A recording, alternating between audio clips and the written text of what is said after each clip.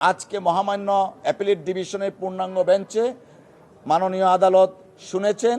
এই অ্যাপিলের এগেনস্টে আমরা গিয়েছি, অ্যাপিল লিভ দিয়েছেন আমাদেরকে এবং আগামী 31 ডিসেম্বরের মধ্যে কনসাইজ স্টেটমেন্ট আমাদেরকে এবং দুদককে দাখিল করতে বলেছেন।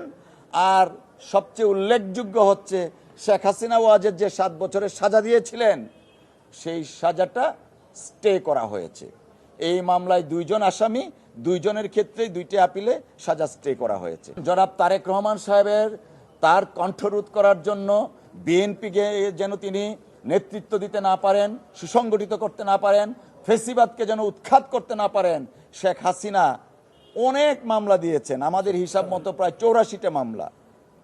এর মধ্যে অধিকাংশ মামলায় আইনি প্রক্রিয়া খারিজ হয়েছে, বাতিল হয়েছে।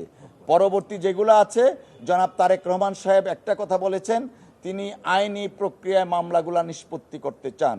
ওনার যারা আইনজীবী আছেন ওনারা চেষ্টা করছেন প্রচলিত আইন, নিয়ম এবং সাংবিধানিক অবস্থার অনুচ্ছেদের আলোকে ওনার প্রত্যেকটা মামলায় নিষ্পত্তি করার জন্য আমরা প্রচেষ্টা চালাচ্ছি।